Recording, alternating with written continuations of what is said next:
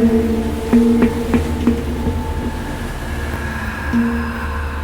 while ago, I made a video called Hidden Secrets in the FIVE Tibetans. We learned from that video there is not enough to practice every day the 5 rites. We learned that the Lamas have a very different lifestyle from the one we have. They combine the foods in very different ways. But there is something else, something for the few, something for the selected ones. I am finally talking about the Tibetan number 6.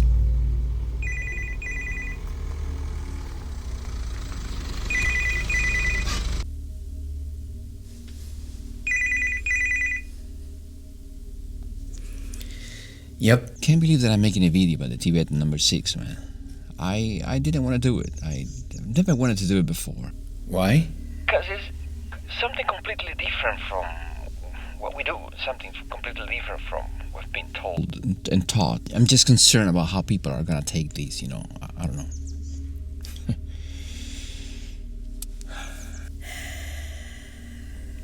Just make the video, man.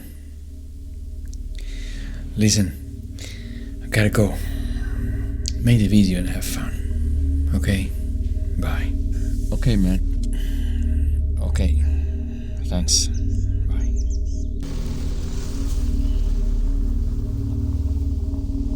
Maybe you've been practicing the 5 Tibetans for a while now. Or maybe you haven't. But if you have noticed probably some benefits at a physical level. Of course, not the benefits that Colonel Bradford talks about in the book. And this is probably because, first, you haven't been applying the right breathing while you're practicing the rites. Number 2, because probably you haven't changed your lifestyle. You're not eating the way I spoke about in the other video. And last but not least, because you're not practicing the Tibetan number 6. I have a problem with body decay. I mean, we have to get old. And so as we get old, let's say the curve progressively goes down. No? But if there is a problem like a big illness or something, that curve will go abruptly, will go down. And I have a problem accepting that. I mean, I know that we have to die at some point, no? But the problem is not death. I mean, what we call death, that other cultures call just a transition. The problem is not death, but the problem is arriving. How to arrive to that moment. I mean, arriving joyful, arriving, walking, jumping, in a good health, in a good mental health, not being a weight on your family's shoulders. Well, just to put things in perspective here, at the end of the 10 weeks that Colonel Bradford practiced with all his pupils, one of them asked him, "Teacher, how old are you?" And he said, "Well, you can guess." And so they did like a banquet at the end, and everybody took a little piece of paper and wrote the age they thought he had and put it on a hat. And they passed the hat, and at the end he said, when you do that, I'm going to reveal my age, my real age. And then everybody, I mean, they took the papers and they read the age, and the majority of people wrote that the estimate age of Colonel Bradford was between 38 and 40. Colonel Bradford stood up and he said, "Well, I am humble, but my next birthday I will be 73. Colonel Bradford said in the book The Eye of Revelation that in order to become a superhuman, a super being, life forces must be turned upward. This we called the newer use of reproductive energy.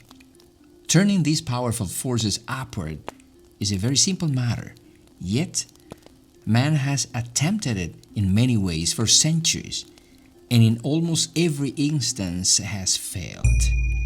Whole religious orders in the Occidental world have tried this very thing, But they too have failed because they have tried to master the procreative energy by suppressing it. There is only one way to master this powerful urge, and that is not by dissipating or suppressing it, but by transmuting it. Transmuting it and at the same time lifting it upward. In this way, you really truly have discovered not only the elixir of life, as the ancients called it, but you have put it into use as well, which is something ancients were seldom able to do. Was the only place, Tibet, where they practiced that discipline? It happens in about 1999 in Ottawa, Canada. I thought I knew everything just because I had read almost all the volumes of Blavatsky and Annie Besant and the Count of Saint Germain, etc. And I thought I knew everything. And it's that at that moment when you think you know everything, right at that moment that you realize that you don't know anything. That's why, because of what happened, I decided that I have to learn something every day for the rest of my life. I had a problem with my car and I went to see my mechanic. And at some point, I don't remember how and why, but my mechanic started telling me about Lingam Sharira and astral projections and Ida and Pingalak and Kundalini. And I said, who are you? The guy knew more than, my mechanic knew more than me about that stuff. Incredible. He told me, have you ever heard about Gnosis and Samael Aun Weor? I said, I have no idea. He said, well, check it out. I went home, I went on the internet, and I found this university in Mexico, which I dedicated about 20 years of my life studying there. And I have to say that the ride was super interesting because I learned something that I had no idea. I never heard about that before. It's very interesting what Gnosis says about all this. Samael says that there is a technique which actually is the only way to eliminate all the egos and become actually a super being, a superhuman.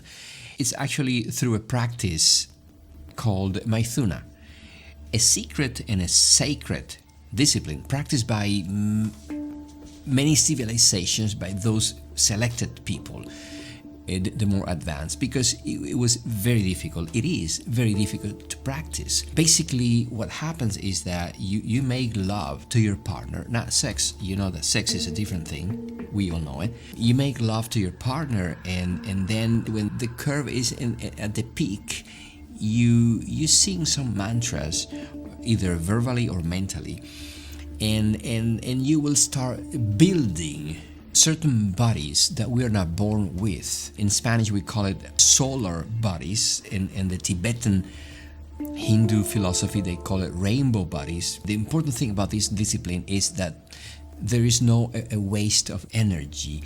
There is no any ejaculation. But on the contrary, you take that energy and you transmute it to your crown chakra. We're talking about the Great Arcade, the sacred alchemy, the real way to transform lead and gold.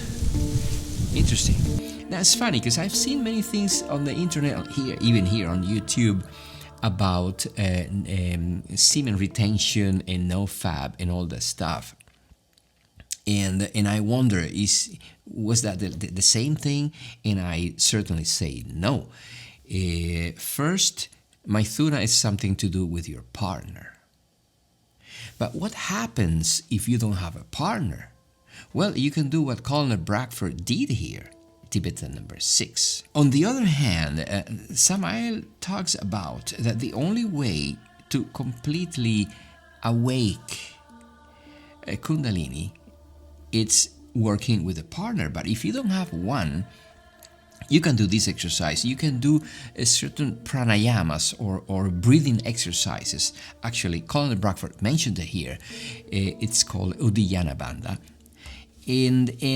But it's not only the breathing exercise. You have to practice that pranayama when you have the urge, which is something that we didn't know. Have you done it thinking about your breathing, about your abdomen, etc.? But have you ever done it when you have the urge? This is the key. If I tell you to spread your legs and to bend down, to stretch your calf, to stretch your hamstring, to stretch your legs. If I tell you go to one leg and bend to one foot and you're stretching, it will be good for you. If I tell you, imagine that you're pulling your face towards your foot, that will trigger different kind of muscles. You will feel different. And this is the same way happens when you do this pranayama thinking, or when you have the urge, thinking that you are transmuting and bringing upward that energy. It makes the whole process completely different. Samael also spoke about something that is called celibacy, and he spoke against that. He says that celibacy is something against nature. We are halves, which at some point in history we got separated, and then that's why we need to find our other half to complement each other and work together in that matter. He says that practicing pranayamas and practicing this by yourself can only bring sparkles upwards. But in order to awake the sacred snake Kundalini, you need to work with your partner. Okay, actually, let's describe the exercise that Colonel Bradford talks about in the book. So he says, stand erect and then let all the air out of your lungs.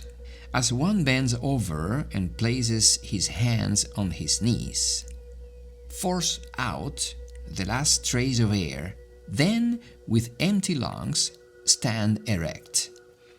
Place hands on hips and push down on them. This has a tendency to push up the shoulders. While doing this, pull in the abdomen just as far as possible, which raises the chest. Now, hold this position as long as you can.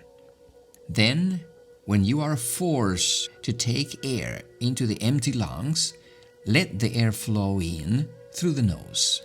Exhale it through the mouth as you relax the arms and let them hang naturally at your sides.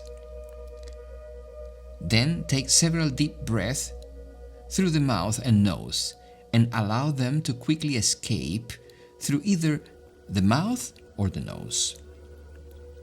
This constitutes one complete performance of the Rite number 6. He says that this practice is not for either old people or people who are impotent, because you won't feel any benefit. Thank you so much for watching this video.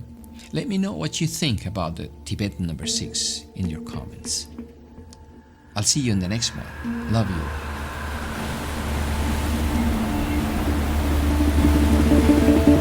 you.